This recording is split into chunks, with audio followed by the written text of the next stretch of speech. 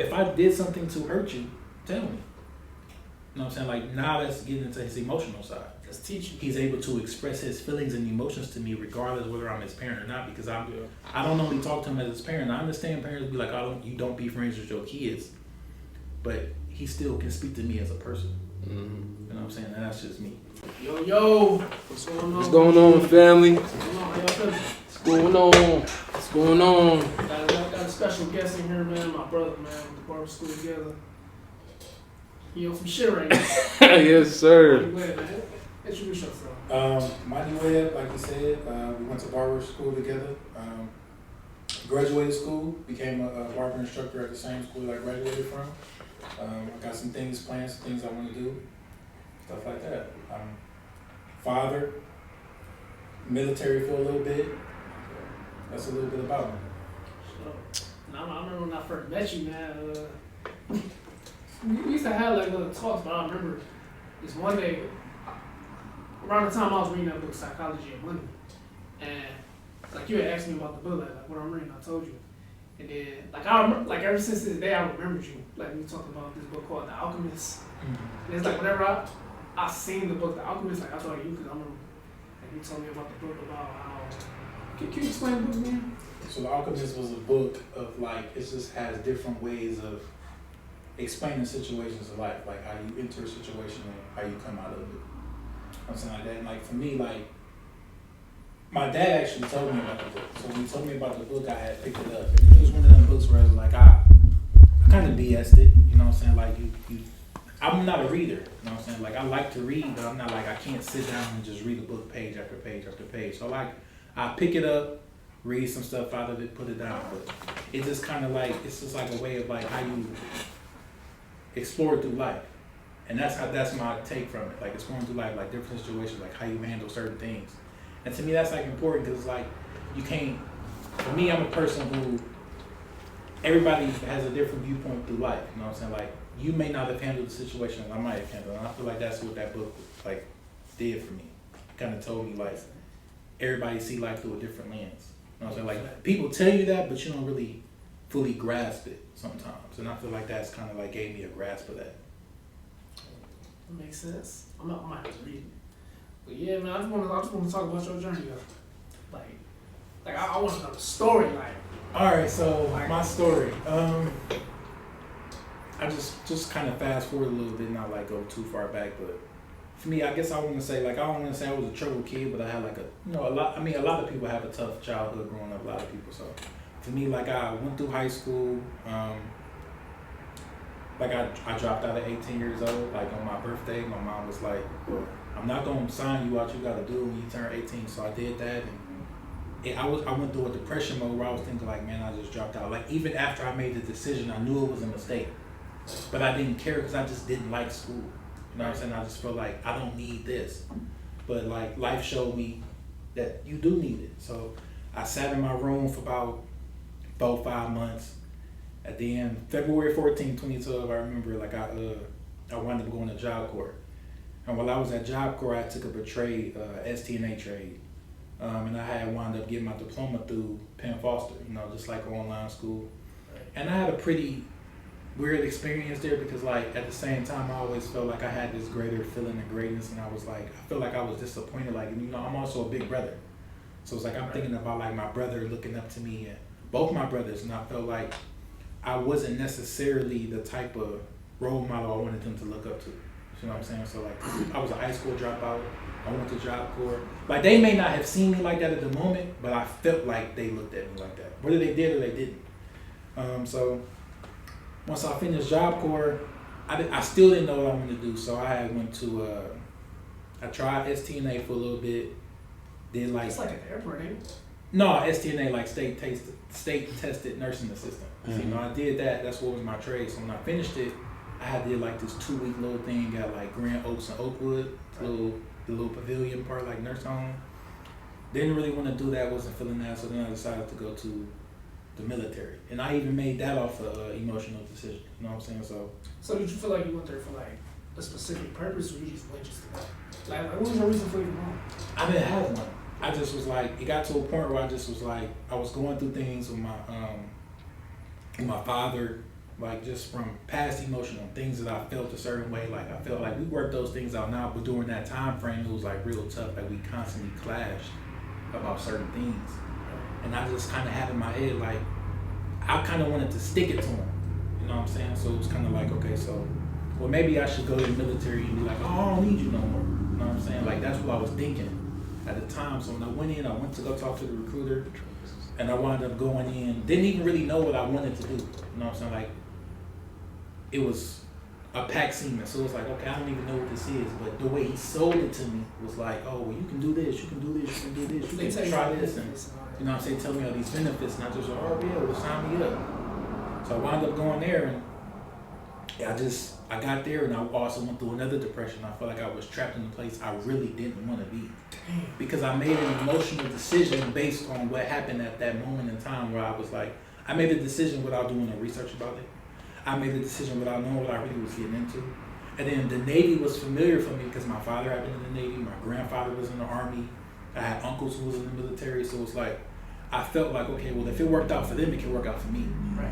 But it never did, you know what I'm saying? So I wanted to get out of the military. When I got out of the military, I really was lost because I couldn't adjust back into society the way I wanted to.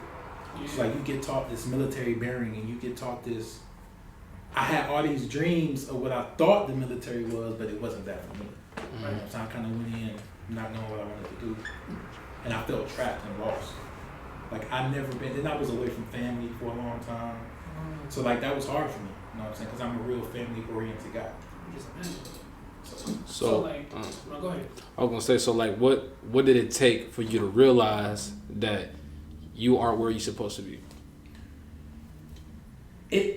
I don't want to say that as far as like being realized where I was supposed to be, I didn't really realize that until maybe a few years ago. Like I got to a point where I just like, and it kind of all clicked to me, like, and that's where it comes to like it gets to a moment where I thank my son for just even being born. Like he put me in the right mindset. Like I instantly learned things about myself. He taught me things about myself by just being his father. Like I didn't realize how selfish I was at the time. Like I was selfish, and then I was also like a really tough critic on myself. Even to this day, I'm a really tough critic on myself. Like really hard on myself.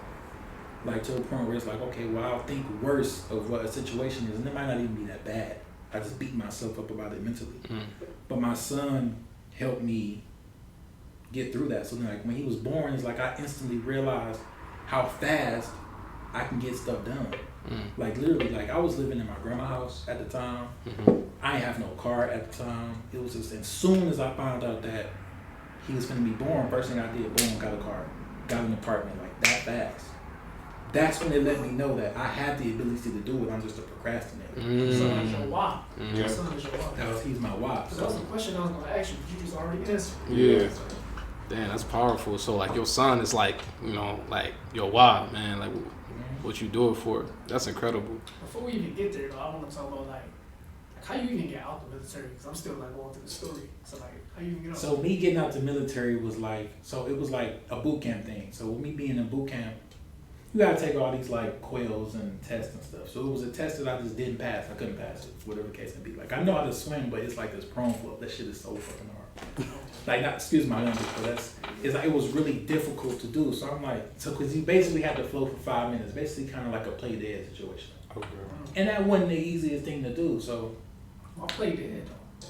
It's like so I guess I don't know. They really didn't explain it, but I'm assuming it was like a survival tactic.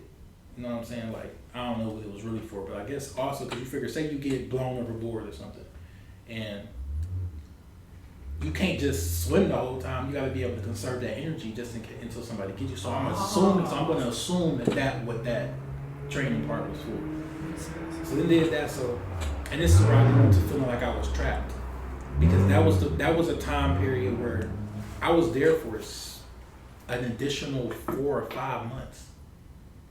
So you figure like me just I was sitting in like, first I did this thing called FIT, where it's like FIT, I got to go to this pool every day and do this drill that I don't want to do, don't have the confidence to do, or even have the will to really learn it, because keep in mind, I don't even want to be here. So it's like, I don't want to be here. I can't do this drill. I don't have the ability to feel like I even want to learn it. I just don't want to do it. And I'm going every day, and I gotta fight this bull. So in a metaphoric way, it's like I keep going to a brick wall, and I have no will to try and climb over it. So it's like, okay. And at that point, I just was like, what am I gonna do with my life after this? Because at the end of the day, I know I'm going home. I don't want to be here, and I gotta go home. So I wound up getting out the military like that. It was just like, they just, October 5th, 2016, they just was like, you can go home. And So what's that feeling like when they told you that? in a way, I was both relieved and scared. I was relieved because I knew I was leaving a place that I didn't want to be, but at the same time, I didn't know what was next in my life. I didn't know where I wanted to do, where I wanted to go. I wanted to move into California. I just was everywhere. You know what I'm saying? I moved to California and I got into this relationship, a long distance relationship that I had with a friend for a long time. Moved out there, dated her, and it just was like, now I'm here and I want to go back home again.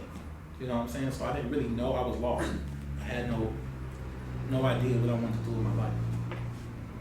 So I heard you say like when you got the military or the Navy, you said you had to adjust back to reality. I mean, not to reality, but like, you know, to this type of world we live in. Yeah. So like what ways like you had to adjust? So as far as like just even simple things like just even like the terminology we use, like the floor is not the floor in the military, it's called deck. Or the ceiling is called the overhead. So just simple stuff like that. Like I got to a point where I was I don't want to say it was like a prison, but it's like you gotta ask to use the bathroom type stuff like that. And that's the stuff that I was doing when I got back. Like, can I use the bathroom? It's like schools. And some Yeah, it's like a school. It's like yeah. it trains your mind to be something different. Yeah. Some way kind of program. Yeah, you're programmed in the military. That's just what it is. You're programmed, like, and they call it military bearing. You know what I'm saying? So it's like you got these 1,000-yard stairs, and you got to stand a certain way. Obviously, like my whole mind was different. So I'm coming back not knowing what I want to do, but I have this. I'm trained to be military, but I never wanted to be there. So when I come back, it's like, what am I going to do with this? All the little, because I also learned a lot of things in the military. Like I learned discipline. Being in the military and waiting to go home, talking to patients, it showed me that I could be resilient in ways that I didn't think I could be resilient. Because like I had to deal with that every day, like because we had to wait for a captain to sign our letter to go home.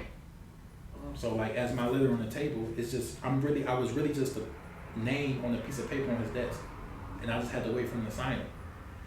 Every week we'd get like a list of names that he did sign, and I didn't hear my name called. I'm like, dang, I'm here another week. It almost felt like prison, because I'm waiting to go home. Like this is what I know I'm about to go home soon. And I just felt like hell. I was just gonna ask you, like, cause I feel like you already answered. What I was gonna say, what's some things that from the military you used like to this day, as far as like person is? My patience, I do, like I feel like patience, because like when you having playing the weight game, like I now realize that it's okay to wait for things, you know what I'm saying? Like your time gonna come, you just gotta be patient and wait, like understand and plan, you know what I'm saying? It taught me to plan. Even though I didn't plan when I was waiting, it taught me that because I didn't plan, it put me in a position of when I got out, I didn't know what I wanted to do. Right. You know what I'm saying? So now that I'm out, I can think like, oh, I can plan to do this. If I plan this, then this won't happen to me again. You know what I'm saying? Like it taught me like small little lessons, like, and even just discipline. I needed a lot of self-discipline when I went into there. So everything happens for a reason. You know what I'm saying? Even though I may not have like a decorated long military career, I was in the military long enough to know. There's too much noise going on. So then, Wait. Okay.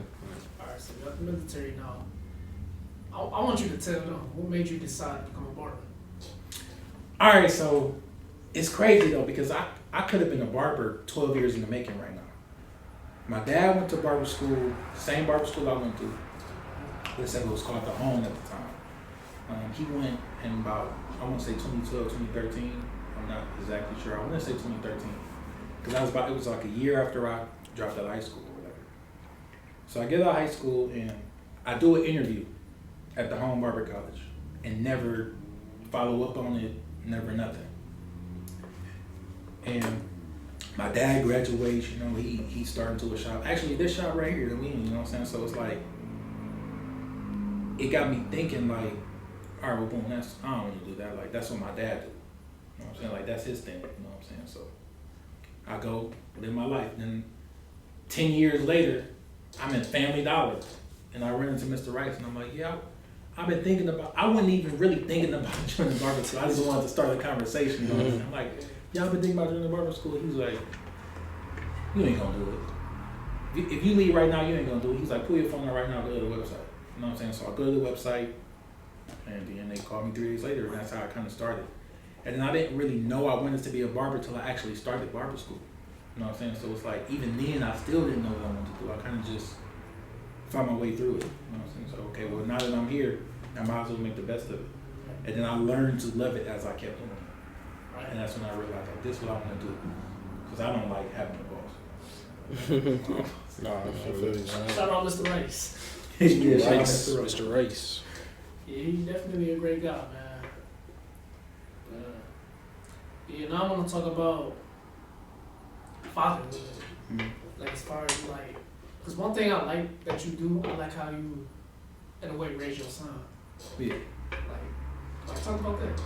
So the way I raise my son is I think about, I always try and put myself, now it's weird to say this, you never want to be like, oh, I'm putting myself in the child's place, but I do that. But in a way where I still treat him as if he's a person. You know what I'm saying? Like, even though he's my child and I'm his father and I gotta teach him discipline and so on and so forth, I don't wanna make him feel like he's not a person. So it's like, I remember as a kid, if my parents or my grandparents was like, oh, take the garbage out. And I'd be like, why? Well, it's because I said so. Right. Instead of really explaining to me why I had to take the trash out or why I had to mow the lawn. So my son, if he was to ask me why for something, I'm not just going to assume that he's got a smart remark. I'm going to tell him, like, you take the trash out because it stinks. If it stinks, then it stinks up the house. Flies going to be around the trash, or maggots, or whatever the case may be, and then it gets nasty and smelly. Do you want the house to smell? Well, no, I don't. So that's why we take the trash out. Right, because a lot of times kids really just don't know. Like, I remember when I was a kid, like, I really used to ask, like, a lot of questions, simply just because I didn't know. And it's like, I feel like what that does, like, you know, they be like, oh, what's that saying? Stay in a child's place. No, it's closed mouths can be fed. Right. It's like, how you gonna tell me that? Well, I'm asking questions, and it's like, it's kind of like you're going back on your word. Yeah, I don't really like that terminology, the closed mouths get fed, because the generation that told us that is the same generation that forced our mouths to say shut. That's what I'm saying. You know what I'm saying? Like, so it's Don't like, question authority. don't question authority. So it's like, you tell me a closed mouth's gonna be fed, so that's basically you're telling me to ask for things that I want. So when you tell me, don't ask me that, or I ask you why, you tell me, be quiet. You're teaching me to keep a closed mouth. Exactly. But then you tell me a closed mouth don't get fed. It doesn't make sense to me. You know what I'm saying? So to me, that's like one of those things where I don't necessarily agree with that saying. Like, I understand there's different meanings for him. I understand, like, oh, well, that just means that if you want something, ask for it. But you gotta think, the generation that I was raised from taught us not to ask me nothing. You know what I'm saying? Like, don't challenge authority, don't this, don't that. And I don't think they realize how far these lessons go, and they don't think deeper into the meaning of the things they say that do to us. You know what I'm saying? So I like how you teach that about your son. Like how you said, like, you treat him as if you're a person, and he's still your son at the end of the day. And it's like, I remember you told me, you said, like, if you leave the toilet seat up, you said he'll come out and say, hey, why you ain't close the toilet? Close the toilet seat down. And it's like, all right, my bad. Like, because I feel like what you doing, you're not making them feel like that. Because, you know, most kids feel like everything that adults say is right. When, like, we all, like, got that perfect trace about us. right. And I like how you teach that about your son. Like, don't be afraid to speak up when something is wrong. Yeah, and I perfectly agree with that, because it's like, if I can't tell him not to do something, then I'm constantly doing myself. Exactly. Mm-hmm. So I'm not saying this is like a rock solid way to raise your child, but this is just my way and how I do things. So if I'm telling him not to cuss or not to use foul language, why am I doing it in front of him? Why am I saying this and that and this? And then when he say it, I'm jumping down his throat. So now he has this thing where, like, you say bad word. I'm sorry, I apologize. You're right. I shouldn't have said that bad word. I'll find another word to say. You know what I'm saying? It's like checks and balances. I can't check him. And then not everything unbalanced. So now he's like, well, because kids, you gotta understand, kids not really seeing us. Yes, they know we're adults and we're their parents, but at the same time, they're not seeing it as they see people. You know, kids don't see race. They don't see color. They don't see that. They just see why he cuss and I can't, or why mommy cuss and I can't. So it's like, because you gotta understand, they're still learning that these things are wrong. You know what I'm saying? Like, they don't. It's not like we're adults and we know it's wrong. We know you're not supposed to do it, but we do it and tell them not to do it. I just don't feel like that's really an effective way of teaching them that something is wrong. They should be able to tell you if you did something wrong too, but also understand that it has to be respectfully said. You can't just go like, you can't have no smart mouth and do it. But if you have feelings and you feeling some type of way, then talk to me about it. If I did something to hurt you, tell me. You know what I'm saying? Like, now that's getting into his emotional side. That's teaching. He's able to express his feelings and emotions to me regardless whether I'm his parent or not, because I don't only talk to him as his parent. I understand parents be like, you don't be friends with your kids, but he still can speak to me as a person. You know what I'm saying? And that's just me. Like, he should be able to tell you like literally anything without you like being too quick to judge him. Exactly. Because like, I feel like where some parents go wrong, they forget that they was kids at one point in time. So it's about being able to see both sides of the lens. Like, all right, I get why you did that, but this is how it is. So, yeah, I like that. I also like how you talked about how you teach them critical thinking. So talk about that. So my son is an active kid. You know what I'm saying? Most kids are active, but my son is real inquisitive. So like, he'll ask me, okay, well, for example, if I be like, okay, well, he'd be like, I want a PB&J. So now you go get the supplies that you need for a PB&J and I'll make it for you. Right. So it teaches him critical thinking because he has to think about the things that he has to get for it in a meet them where they at type of situation. So it's like, he knows he got to get bread, so he'll get the bread. He knows he got to get peanut butter. He knows he got to get the jelly. He knows he got to get the napkin to put it on, or whatever the case may be. So now that you have all the supplies, I'll make the peanut butter and jelly for you. So right now it's a PB&J. 20 years from now, who knows what that could be? So it's teaching him to critically think. It's showing him ways to figure it out. It's a PB&J, but to a 4-year-old, that's hard. Yeah, it's a lot. It kind of relates to the real world because like most people, they have these big ideas and dreams, right? They just don't know how they gonna get the tools to actually make it work. Right.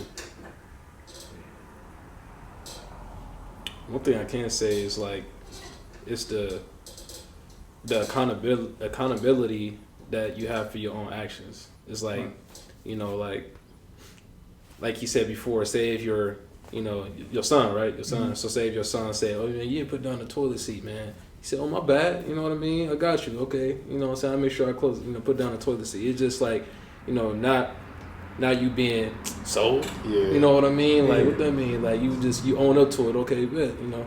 Just like, because, you know, kids, they see things at an early age. They are aware, like, you know what I mean? Like, so I say you're doing an excellent job at that, brother. Like, for real. Yeah, kids are sponges. Yeah, I was going to say that kids are sponges. They soak in all that information at a young age. That's why, like, probably going off topic a little bit, but, like, you know, when it comes to learning about finances, you know, self-improvement and, you know, all that stuff, man, like teaching your kids at a young age, you know, is very vital, you know. So, like, when they become, like, 21, 30 years old, it can end up being second nature to them, you know, so. Because most of the time, like, how we are built up as humans, but I feel like it all really comes from, like, our childhood. Because we kids, like, most things, like, we like computers. Yeah. You know, we taking in a lot of information. It's like we basically downloaded whatever what's in front of our face. Yeah. So I feel like man. Yeah, our childhood is the foundation of who we are. Exactly. Mhm. That's Like, what I'm that's trying the to big do. one. It's like your childhood is like literally like your traits of like you know, like what happened, like what you go through, like who you are, like, you know, like I could say like, you know, growing up with the people I've grown up with, like, you know, that's who I am now for real. You know, Yeah. like, yeah, like growing up in high school, like I had learned what is good and what is bad. You know, so then once you, depending on like if you have the right influences in your life, like your parents and stuff like that, they're going to guide you in that right direction, saying, "Hey, that's not good."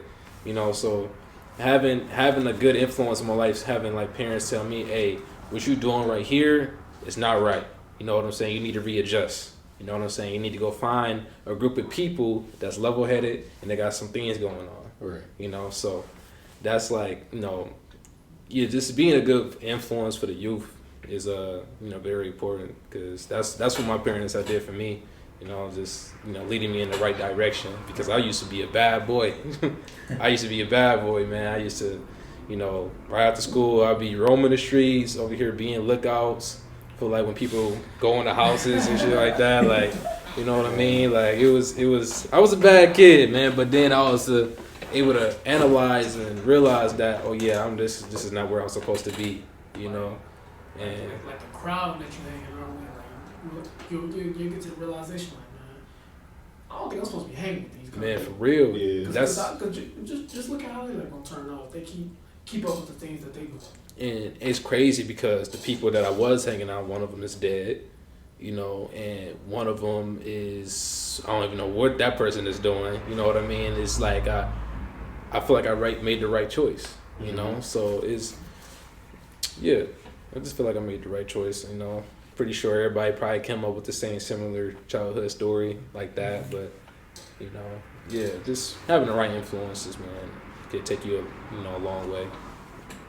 I just wanted to ask you. Oh, No, no, I was gonna say also, what I took in from my childhood, I was just gonna say like learning from your parents' mistakes, and I think that was a big thing. Like, you know, I was always big. I always say this like almost but I was big pretty much, and I remember like my dad used to force me to work out, and I really didn't want to do it because I wasn't in the headspace. I just wasn't ready for it.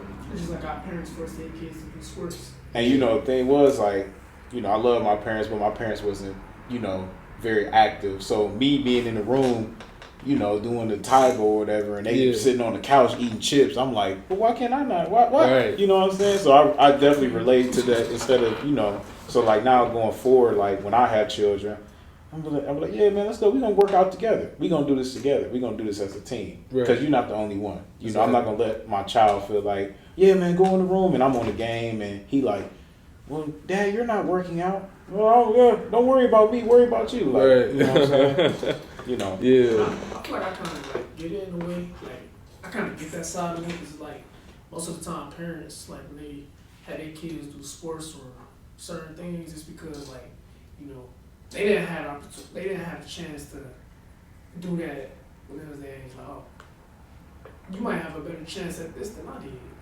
So I feel like that's why sometimes parents like force sports and things like that on their kids. They kind of projecting. They're projecting, you know, what Life, they believe in. They're living your life vicariously through your children. Yeah. Yeah. The way you, I think what I was gonna ask you, what's your take on, or how do you feel like when parents be saying to their kids, stay in child's place? So that's not one I actually like staying in a child's place is like what does that really mean? Like I understand like the child is young but when you tell a child that, they don't know what that means. Yeah. You know what I'm saying? Like they don't really know what being a child means. And parents never take the time to explain that to them.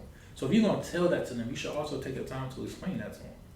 What's a child's place? Okay, well, what am I supposed to do? Like what does a child do? Children don't know what adults do.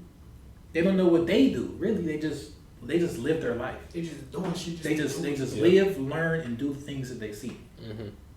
So it's like you telling them to stay in their place, but if we like the same generation that will tell you, oh, like at the same time, a child is a sponge. So you tell them to change the style space, so they're gonna soak in everything that you do, everything that you say, all your actions. But you're telling them to stay in a child's place. They are. They're doing what you do. because That there's makes phones. sense. Yeah. Because you If you didn't got a explain it smart to mouth them. and you on the Yeah. phone and you talking to your friends and you using this cuss word and this cuss word, you think they don't see that? So when you go watch these kids and they playing house, what are they doing? They acting like this, and you got all these kids like doing certain things, and then as a parent you want to come down hard on them, but they got it from you, from being in a child's place, Right. because they're the sponge that you said that they were. Ooh.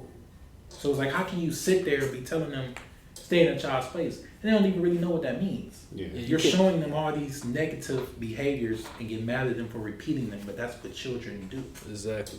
and that's them staying in their place. So it's like, you gotta kind of be mindful. Yeah. Yeah, You You gotta be can mindful of the things you do. you can expect them to stay in a place while you haven't sat down and talked to them and explained what it means to be in a child's place. Like, Like, Yeah, just so like they're on- still- no, Oh, I was like, because they're still developing. Right, Like, yeah. They don't know. Exactly, Like, like- they don't know what you mean. you know what I'm saying? Like you said, like they go based off what they see. Yeah, you know what I'm saying? What they what they see. Because I know some people gonna have something to say about this. So remember that show Power, Yeah, and how Ghost was trying to keep Tariq away from that life, yeah, but at the same time, you tell her, you trying, like, I get it, you want the best life for your kid, you want him to, you don't want him to be like, but at the same time, how you gonna kind of shy him away from his lifestyle, but you still living this, hmm, and you think he not paying attention. right. So then he grew up being this type of person, and it's like, no, it's like, you feel like you didn't fail as a parent. You feel like you didn't do your job. So do you feel like Tariq saw more of the drug dealing side more than the business side? I mean, that's what people tell him. Like, Yeah. it's really the people around him. Like Kanan, Mm-hmm. you even got his mom teaching him the game.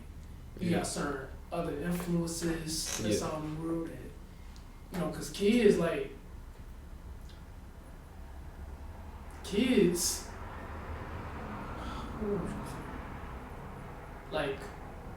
because like, yes, you had ghosts who try to like teach him right or wrong, but at the same time, he's still gonna do what he do. You know, because he got friends that started doing this, so they watching other people, and it's like, Yeah, so it's like kids they gonna do what they do. right. Yeah, they're gonna do what they see. Yeah, You know what I'm saying? So it's hard to teach them to go a different direction that you're not even going yourself. Yeah. You teaching them to follow the right path, but you're not walking in the right path. mm-hmm. You teaching them to not cuss and not do this, but you cussing. You having temper tantrums, but you're just doing it in an adult form.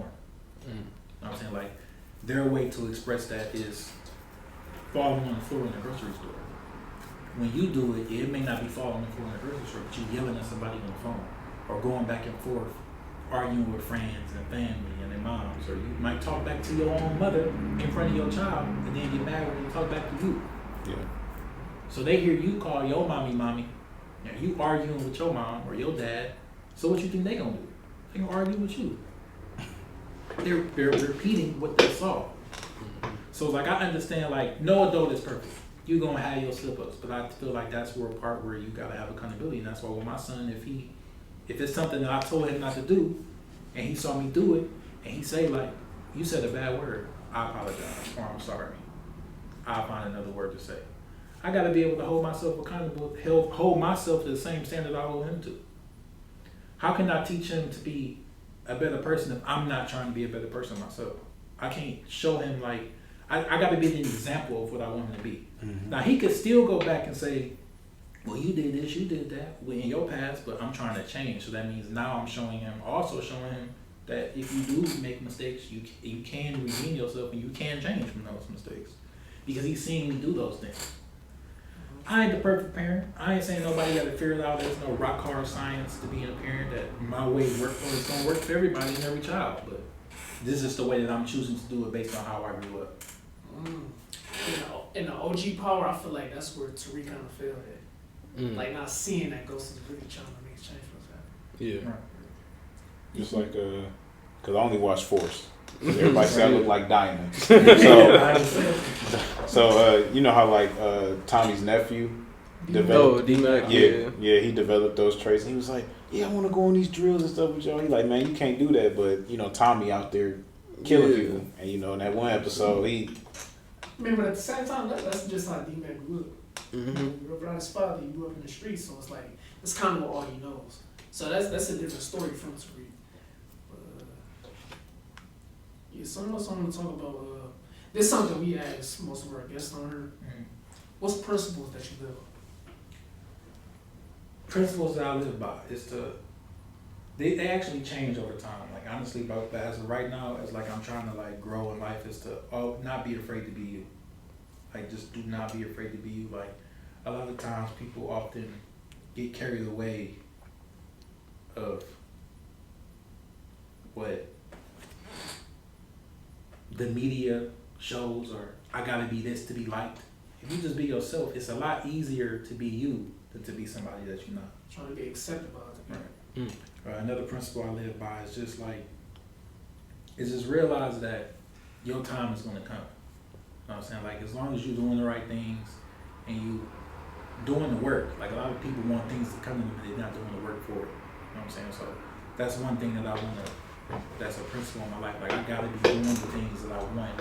Even though I may want it and it may not come when I want it, I gotta keep putting myself in position to get it. Because if I don't, I can't expect it to come to me. Yeah, I was reading about that thing where Richie was talking about persistence and how I can't think of the guy's name, but he invented like the motors for Ford. Like the Oh, you cars. talking about I can't think of his name. But what he had willpower, he had persistence to keep going no matter how hard it get. And like eventually, when you really put your mind to it, you just go towards it, like as if you in the mindset of, oh, like this is really mine. Like I'm really a tank, like this is mine. But eventually the universe gonna get tired of like, you know what? He ain't giving up. So I might as well just give it to him. It's that persistence. And for me, like most of all, just if you can't help nobody, at least don't hurt them. That's like one of those things that I really, really want to, because I don't want to, you don't want to be the person to down anybody else's dreams because things ain't going for you right. You know what I'm saying? Like, if you can't help people, at the very least, don't hurt them. Like, that's one of the biggest ones for me. That's just me caring about people's emotions. Like, you don't want to kill nobody in your dreams. Like, the whole misery will come with me. I'm just not with that.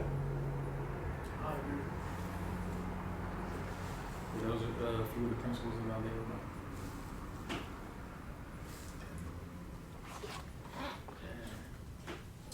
I got a question. Mm-hmm. What do you feel like your purpose is in life? Too, man.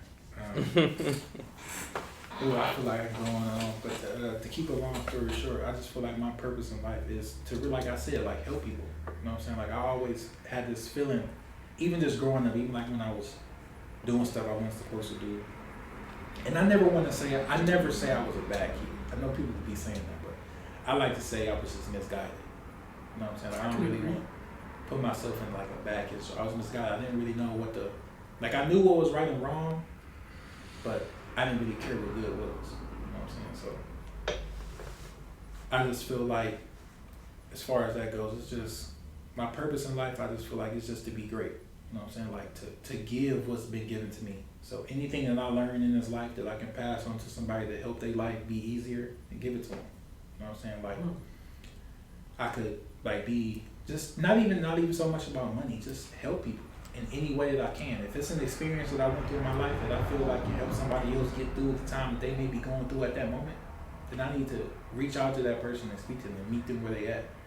I don't want to ever get too big of myself mentally where I feel like I ain't gotta help you. I always want to help you. Like I feel like that's my purpose in life, is to help people. All walks of life, no matter where they are, who they are, and just like be helpful to people. Like let people know that there's people out here in the world that do care and don't want nothing in return. Just to simply just to know that, okay, well I helped somebody. I feel good because I helped somebody, not because I did it because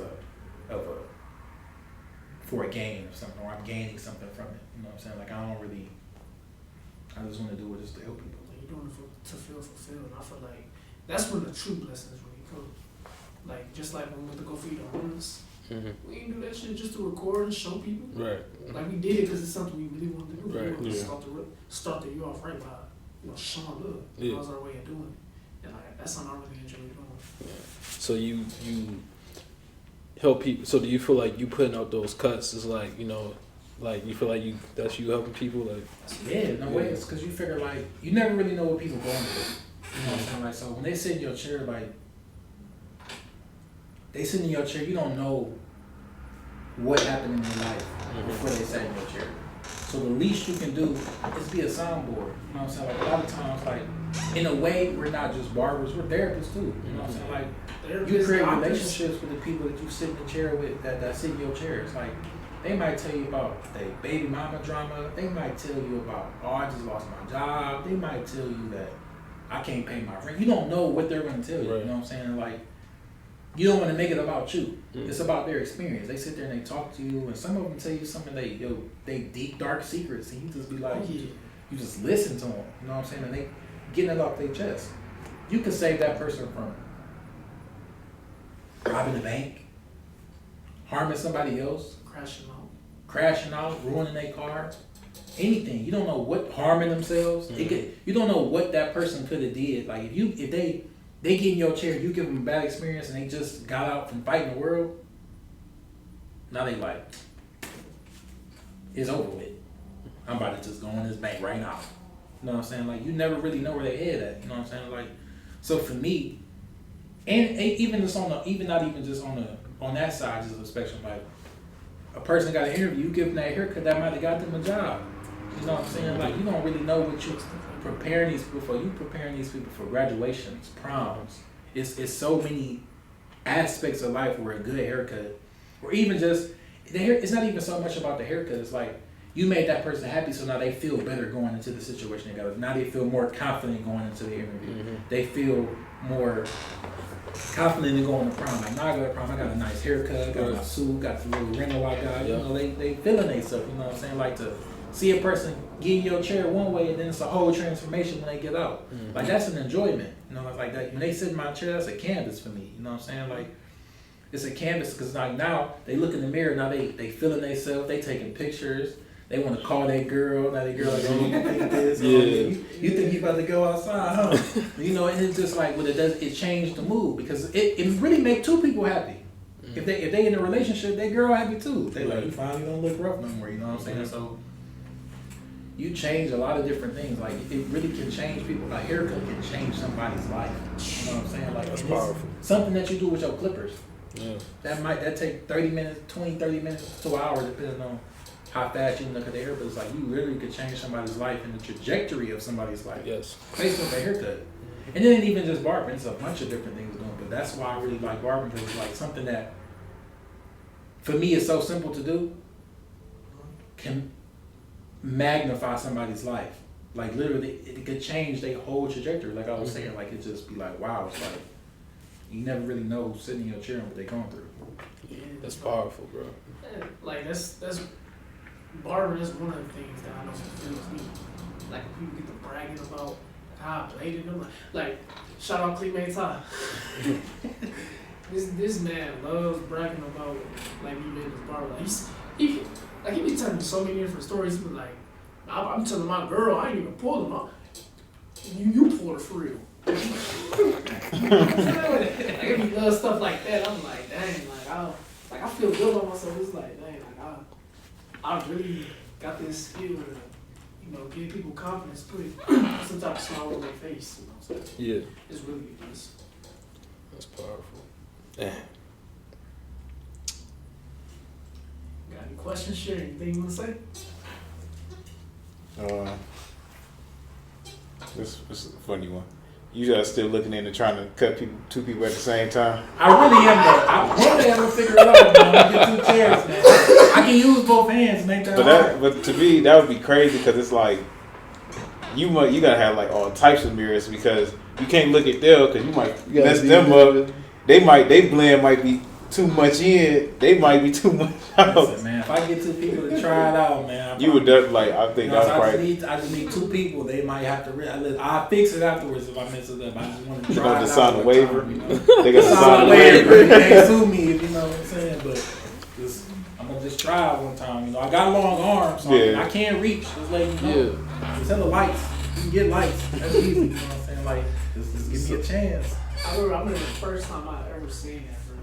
This when you just came here, and I came back from out of town. I was in Columbus, I think. Yeah. And like when I came in, I seen Ed. One of his clients sitting right there. The other one sitting there. He ever going back and forth. I'm like, bro, what is you? I see. Both of them got capes on. Both of them just like, Yeah. you know what I'm saying? They hair again coming. Like, He was cutting them at the same time. yes. That's crazy. Yeah, one person in He's so like. shirt. He dope with it though. I like Ed though, man. He dope. funny, Yeah, man. he an interesting character, man. Like, he unapologetically him, man. I like that, man.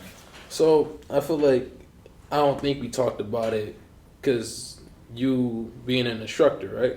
Yeah. Yeah. So like, how's that been so far?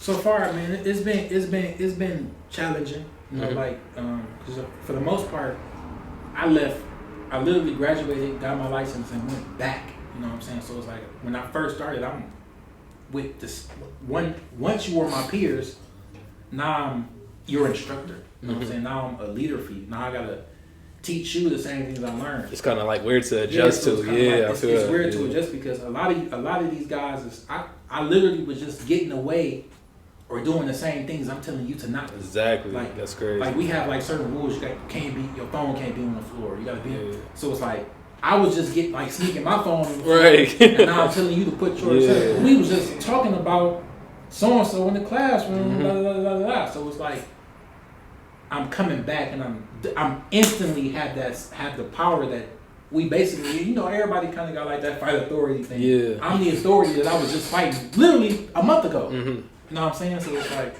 it's been a little challenging. Yeah. Like it kind of remind, like from what you said, like it remind me of, like, let's say you got a sibling, right? Y'all like the same age, maybe a year old or whatever, and it's like your parents, they leave, maybe one of your siblings in charge. It's like you trying to tell me, it's like, bro. Yeah, that's how I feel. You know what I'm saying? Like, because for me it was kind of like, and then sometimes like it's been challenging because like, okay, so now it's like I have to come up with these. I have to find a way to have y'all look at me and take me seriously. You know what I'm saying? So it's like I'm no longer a student no more. I'm actually your instructor now. You know what I'm saying? So I've been having to. It took some fine tuning. Like I feel like I'm better along now, but I still have a long way to go. Like, and right now most of the students in the school aren't even people I went to school with anymore. It's a few. You know what I'm saying? It's like it's a few. It's more that didn't go to school with me than did go to school with me. And for the most part, they haven't made it hard. But you know what I'm saying? But it's like, you know, sometimes you know, in my head I know still as per they still probably like he is still. Or in my head I think like, oh, they may think like, oh well, I cut better than him, or how you gonna tell me he just got out, or you never really know where their thought process is, or it's even in general like it's a where it's like they just, oh, he don't know what we're talking about. He just finished. Like, why I'm gonna listen to him for, and he just finished. You know what I'm saying? So, and that's kind of just me being in my own head. So it's really a lot of it now is me in my own way. Before it was kind of like just nervousness and like, how am I gonna pull this off? Right. You know what I'm saying? Like it's intimidating in a way. So what? So my way of going about it is just like I kind of just like I be falling back, but I know I need to like jump in there and do it. You know what I'm saying? But sometimes it's like I get to a point where it's like you at that cliff, right? And everything in you was like, I'm gonna jump today, but then you just, you know, I'm gonna jump today. I'm getting to a point right now where I'm like, I gotta jump. You know what I'm saying? Like I have to jump because this is something that was presented to me and offered to me. You know what I'm saying? Like I want to do this. You know what I'm saying? So it's like I want to teach people. Like I was just saying earlier, like I feel like my purpose is to help people. This is my chance to.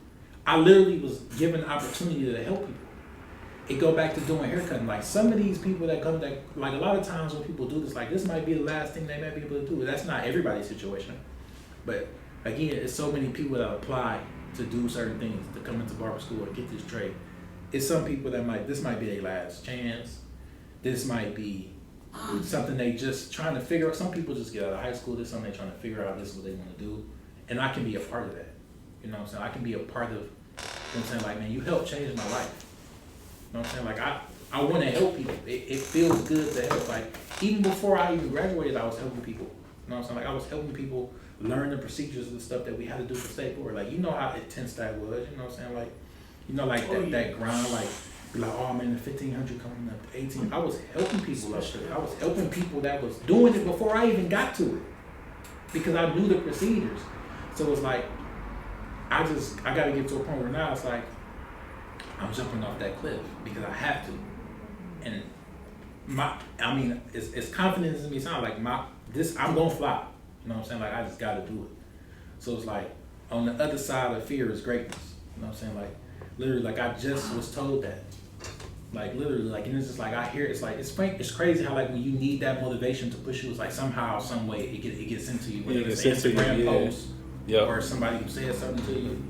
It's like literally the other day, Mr. Rice was telling me like on the other side of fear, like I told him I was scared to be bad. Literally, this was a couple of days ago. I said, I'm scared to be bad. I'm scared that I'm going to be bad at it. He said, the truth is, it's stuff that's going to be bad and stuff going to be good, but you don't know if you don't try. And I'm getting to a point where I haven't really tried to teach yet. I sit there and I give little gems, but I ain't like cracked it home yet. But I got to swing for the fences, you know what I'm saying? If I miss, I miss. But I missed knowing how to adjust. I got to put myself out there. You know what I'm saying? I got to get to that point. So it's been a real challenge, but I got to accept it. I'm willing to walk through it. So it's kind of like going back into that fear thing. I got to just get on the other side of fear, and I feel like that's where my greatness lies.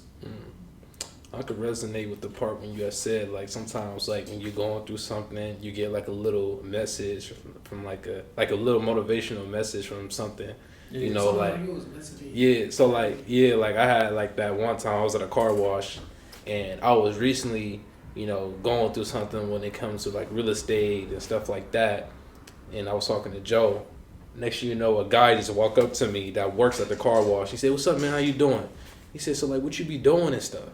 You know, like just asking me a whole bunch of questions. You know, me and him talking, having a nice solid conversation, and that made me realize that I'm on the right track. You know, just having a person just come up to me and ask me what I do. You know what I'm saying? Like, you know, you got a podcast and stuff like that. Like, I feel like that was pretty dope. You know what I mean? I feel like that was a universal message for me.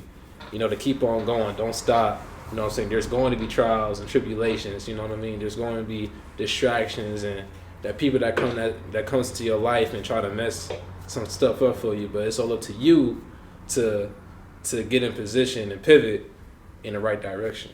You know, so I could really resonate with that for sure, brother. For sure. Trying to think if there's anything else, man.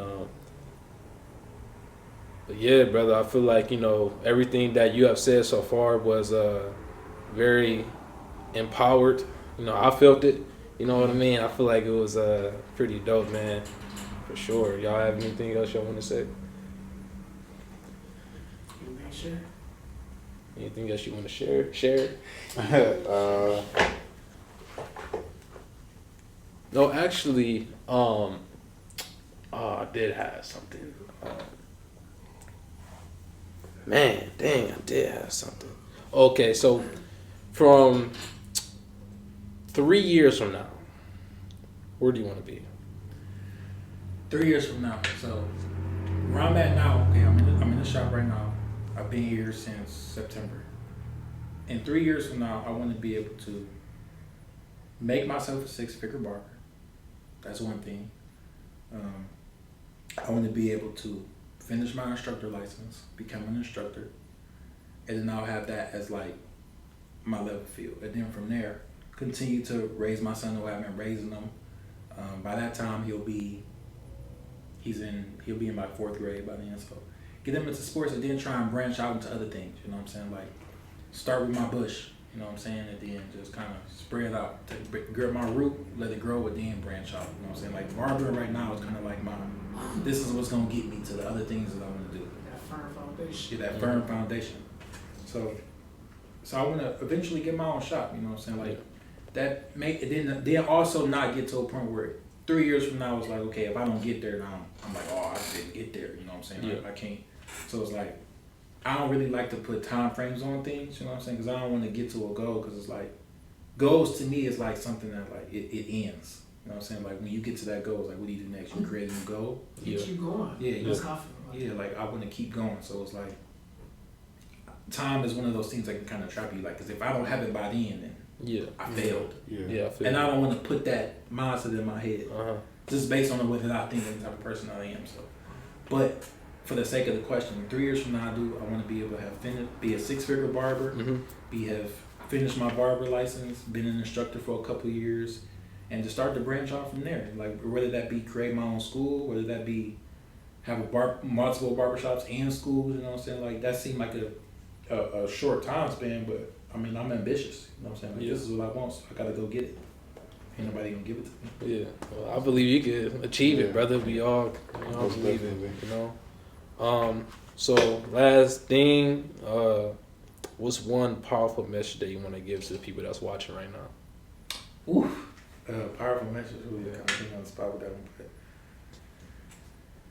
But, just don't be afraid to be you. You know what I'm saying? Like I know a lot of times you get stuck in, like I was just saying, time frames. Like don't be afraid to be you. And don't get stuck in time frames. Like we look on Instagram and we see this person made this and they 24 with this and that. Like you can't. Everybody's journey is different.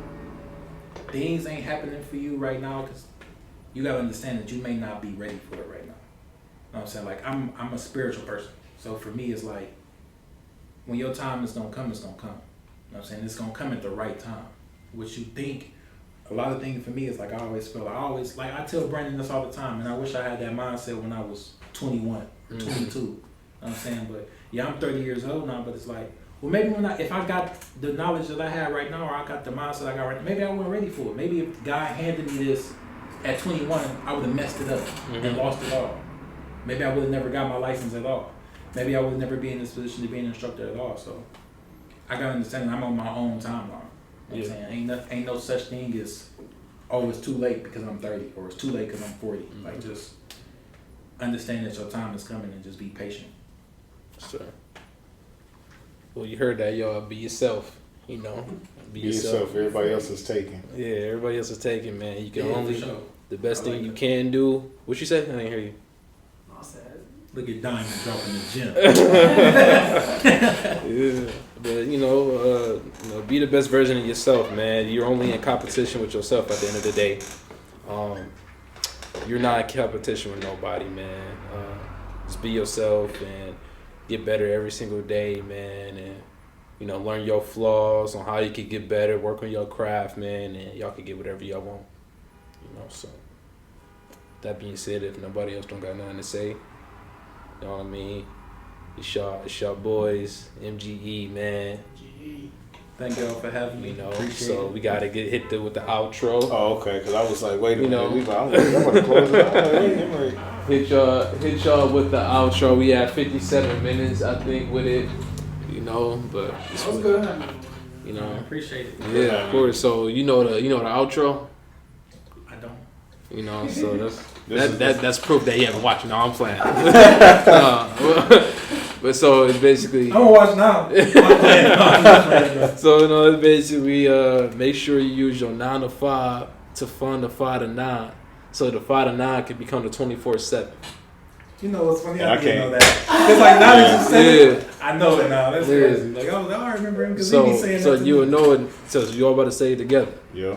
Okay. So you got it. All right. So work yo 9 to 5. Make sure you Make sure you use your 9 to 5 to fund the 5 to 9, so the 5 to 9 can become the 24/7. Whew. I came up. Well, technically, I came with it, but like it was a couple of people out there that did too. But they ain't using it though. That's what I'm saying. 9 to 5, 5 to 9. So 5 to 9 becomes 24/7. Matter of fact, we about to trademark that shit. For real, I don't know. We need to see. That's one of my words of affirmation. That's one of the things that help you keep going every day. Yeah. Because your 5 to 9 is your blueprint. That's why I like saying that. Actually, Brandon, I want you to give that message. That one of my favorite screenshots you always had on your phone. What's that?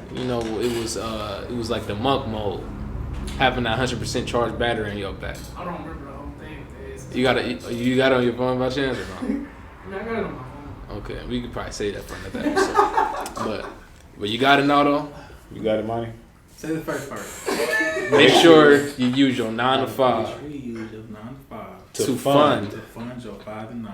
So the So 5 to 5 9 to 9 can be becomes 24/7. I put Yeah. the 9 to 5 is 8 hours. The 5 to 9 is 4 hours. So it's about how much of your time is you brought back. Mm-hmm. Then in Free between, yourself from yeah, that. that's where the 5 to 9 Yeah. come in. Are you the So work 5 you to put 9 in on becomes yourself, 24/7. and then the work you put in from yourself will benefit you 24/7. Mm-hmm. So you got it. Yep. Okay, so 3, 2, 1.